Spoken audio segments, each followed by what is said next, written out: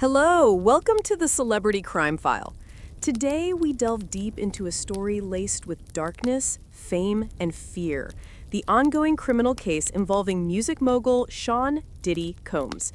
This isn't just another celebrity scandal. It's a sprawling, complex tale involving allegations of racketeering, kidnapping, threats, and chilling witness testimony. It's not often that the glittering world of hip-hop reveals such grim undertones. But when it does, it shakes the very foundation of how we view power and loyalty in the entertainment industry. The witness we're focusing on today is Capricorn Clark, a former longtime employee and assistant to Diddy. Her testimony may well be pivotal. Pivotal indeed. Clark's courtroom revelations paint a disturbing portrait of a workplace dominated by fear, control, and coercion. She didn't just work for Diddy, she moved through the ranks, from executive assistant to a high-level branding director, including for Cassie Ventura, Diddy's former partner. What's particularly striking is what she claims happened on her very first day of work. According to her, she was taken to Central Park by Diddy and his security chief, known as Uncle Paulie. There, she says, Diddy told her flatly that if she had ties to Suge Knight, he would have her killed. Let's pause on that. This wasn't a heated exchange. Clark says Diddy made the threat in a calm, almost detached manner, while Paulie stood silently by. She described the setting in great detail, the size of Paulie, his demeanor, the tone of Diddy's voice. And let's not forget the context. Clark had previously worked under Suge Knight's orbit, or at least was connected to him through her best friend. That history, in Diddy's eyes, was enough to prompt death threats on day one. The courtroom reportedly reacted audibly to this claim. And that was just the beginning. Clark's testimony also details an incident that involved missing jewelry, high-value items on loan from Jacob the jeweler, which Diddy entrusted to her. When they went missing, the response was something out of a mob film. She says she was locked inside a desolate building, the new Bad Boy headquarters at the time, though it was essentially empty, and questioned for hours. A mysterious large man she couldn't identify told her she had to take a lie detector test or be thrown into the East River. She was terrified. And, according to her, the test was administered repeatedly, 5 times in total. Each session lasted for hours. The results? Inconclusive. But the psychological impact was devastating. And all the while, Diddy didn't check in, didn't call, didn't show concern. Uncle Paulie was the only one who came back each day to take her to this hidden location. And each time she returned, driven by a need to prove her innocence. Let's talk about why that matters. This isn't just about workplace mistreatment. Prosecutors are trying to prove racketeering. To do that, they need to show a pattern of illegal behavior, at least 2 underlying crimes connected by intent and coordination. So when Clark talks about threats, forced lie detector tests, and physical coercion, those aren't just stories. They could serve as bricks in the foundation of a criminal enterprise. Which is why her testimony about being part of the visit to Kid Cudi's house is also key. She alleges she went with Diddy and his team to confront Cudi, who was in a relationship with Cassie at the time. That connects Diddy to another potential predicate act. Think about the implications. If true, it paints Diddy not just as an abuser, but as someone orchestrating a network of violence and intimidation against those around him. That's mafia-level conduct. And remember, this is only part of what Clark shared. Her experience, her fear, her silence due to NDAs, it all tells a broader story of how power can be weaponized. We're only scratching the surface here, but what we do know is this. The courtroom saw a woman recount years of fear and manipulation, and the jury, they seem to be listening closely. That wraps up this segment of the episode. If you found the story intense, don't forget to like, comment, and subscribe. We'll see you in the next one. After what we heard in the previous segment, it's hard to imagine things getting more unsettling. But as the trial unfolds, the testimony continues to deepen the complexity of this case. That's true. Today, we're focusing on more elements of Capricorn Clark's testimony, this time detailing the layers of fear and loyalty that defined her time within the bad boy empire. What really struck the courtroom was her account of what happened after the missing jewelry incident. You'd think enduring 5 lie detector tests would be the breaking point, but she kept coming back. She explained that part of the reason was psychological. There was this unspoken culture, a code almost, that you didn't defy the system. You stayed loyal no matter what. She said something chilling. If you ever tell anyone what happens behind these doors, your life will be over. Those were allegedly Diddy's words to her, said calmly, like it was just another line in a company policy. And it wasn't just words. She described constant surveillance, security guards who acted more like enforcers, office spaces that felt more like controlled environments. One detail that stood out was how she described a hallway, lined with cameras, motion sensors, and always manned. She said it wasn't an office, it was a fortress. This wasn't paranoia. Other witnesses, like David James, reportedly confirmed aspects of the environment, the tight controls, the searches, the questioning. Another major moment was when she described Diddy's behavior when Cassie was around. Clark implied that Cassie wasn't just a partner, she was also a target of dominance and control. There's a term the prosecutors used, forced labor, and Clark's description of Cassie's work schedule, monitoring, and isolation seems to feed into that narrative.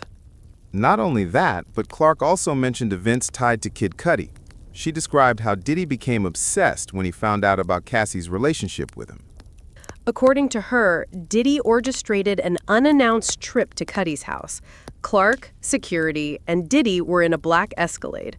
She says they parked a distance away and waited. That behavior alone suggests stalking, possibly even planning something more. Prosecutors are using it to bolster the racketeering framework. She said, Diddy made a comment that night. If I can't have her, no one can. That echoes language found in many abuse and control cases. And then there's the issue of the polygraphs. Clark isn't the only witness to mention them. Others say it was a routine form of internal policing, used to intimidate and humiliate. The term corporate mafia came up in a discussion with legal analysts because this wasn't just about music. It was an entire system that functioned like a closed empire. Capricorn Clark was asked why she stayed, and she responded, because if I left, I'd lose everything I'd built, and if I talked, I'd lose more than that. Her testimony wasn't sensational. It was methodical, matter of fact, and that made it more powerful. She wasn't trying to dramatize, she was surviving. And the jury seemed moved. You could see it on their faces. Some took more notes during her testimony than at any other point in the trial. Whatever happens next, Clark's voice has become one of the key threads in this case. If you're finding this coverage meaningful, take a second to support us with a like or comment. And don't forget to subscribe so you don't miss the upcoming insights into this case. Stay tuned. As the trial moves forward, the prosecution's case is beginning to resemble a puzzle. Every witness, every account, adding another jagged piece to the full picture. And few pieces are as jagged as what we're about to explore. This time, it's not just Capricorn Clark. We're hearing from a celebrity stylist, Deontay Nash, whose testimony may be just as damning. Nash testified that he personally witnessed moments of intense violence and control in Diddy's private life. But the most stunning moment? He claims he tried to physically intervene. That's right. He said he stepped between Diddy and Cassie Ventura during a violent outburst. According to Nash, Cassie was left bleeding, and this wasn't an isolated incident. Nash went into painful detail. He described the aftermath, blood on the floor, panic in the air, and a strange calm on Diddy's face. He said something that stuck with me. It was like he'd done it before, like it wasn't the first time or the last. Prosecutors used Nash's testimony to underscore the forced control narrative, that Diddy didn't just demand obedience, he enforced it with threats and physical violence. And it wasn't just Cassie. Nash said others in Diddy's circle feared him. There was always a tension in the room, a sense that anyone could be next. His account also aligned with earlier testimony about Diddy's entourage, people like Uncle Paulie and Ruben, who functioned as both bodyguards and enforcers. One major point Nash made was about silence. He said that speaking up meant risking everything, your job, your safety, maybe even your life. Nash wasn't eager to testify. In fact, he admitted he didn't want to be in court. But he was subpoenaed, and once on the stand, he delivered his story with a calm that felt rehearsed by pain. One particularly revealing part was about a trip to Miami, where Cassie had been filming.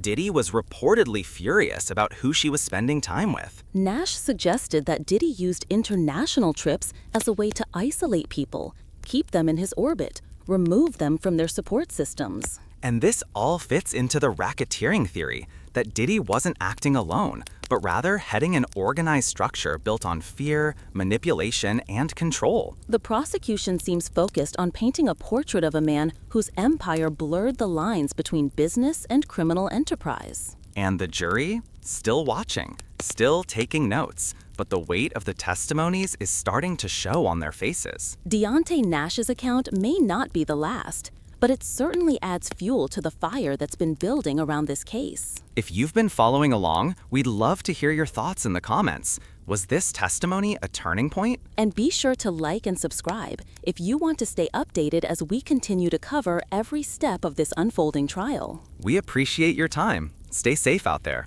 Just when we thought we had heard the most disturbing accounts, the courtroom was introduced to a new voice, someone testifying under the pseudonym Mia. That's right.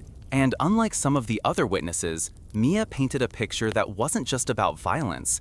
It was about entrapment, both psychological and physical. Mia claimed she worked closely with Diddy under what appeared to be professional circumstances. But her account described something that sounded more like captivity. According to her, she wasn't allowed to leave Diddy's compound without permission. She described being monitored not just in person, but digitally.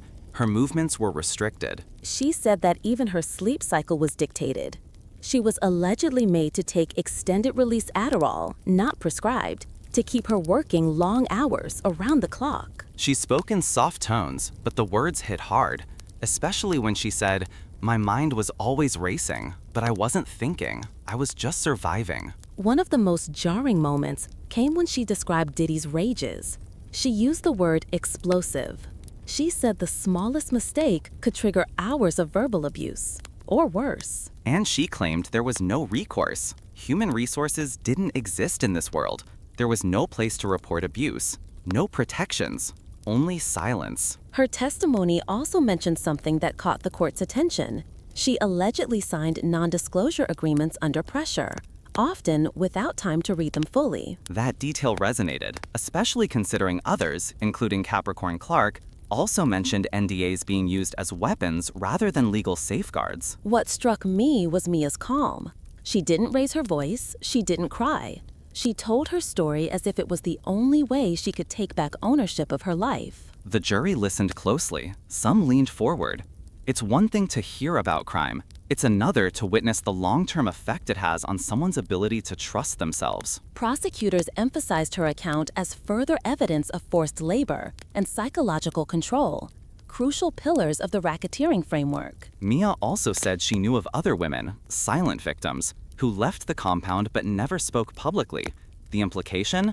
That there's more we haven't heard yet. One quote from her that stuck with everyone: "It wasn't a job. It was a sentence." And when asked why she finally agreed to testify, her answer was simple: because no one else did. It was a haunting close to her testimony.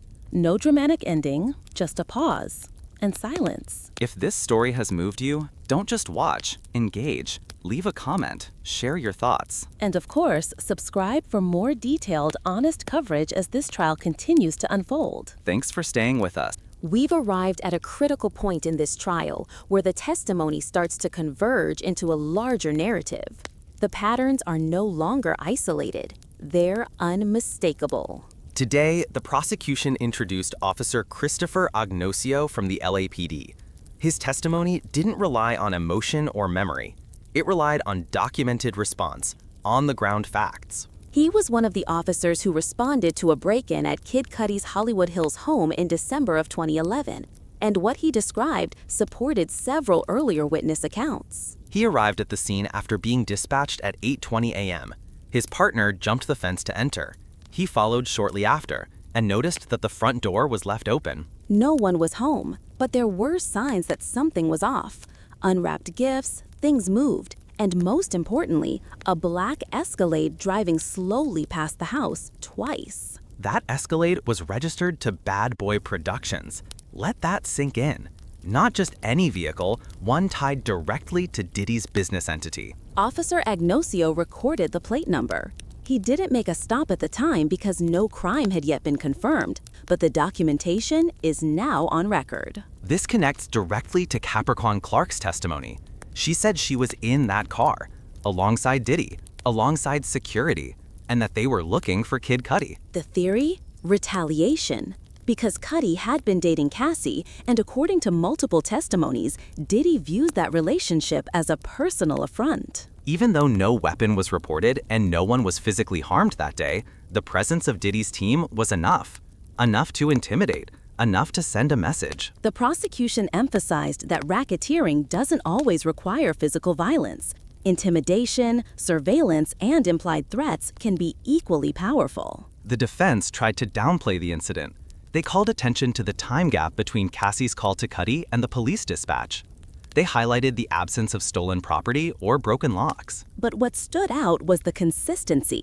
Every testimony, from Clark, from Cudi, from Mia, from Nash, echoed the same themes: fear, control, silence. And now, with law enforcement tying a physical asset, a vehicle, to the scene, the prosecution has added a layer of verifiable evidence. It may not be a smoking gun, but in a racketeering case, it doesn't have to be. It just has to show connection, intent, pattern. As closing arguments approach, the courtroom is heavy with anticipation. We've heard from former employees, victims, enforcers, and now police. And the image that's forming isn't just of a powerful man. It's of a man who allegedly used his power as a shield and as a weapon. Whether the jury will see it that way remains to be seen. But one thing is certain.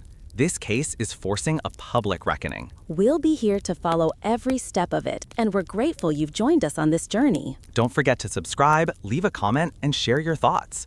What do you believe is at the core of all this? Until next time, stay aware, stay safe, and keep questioning what lies beneath the spotlight.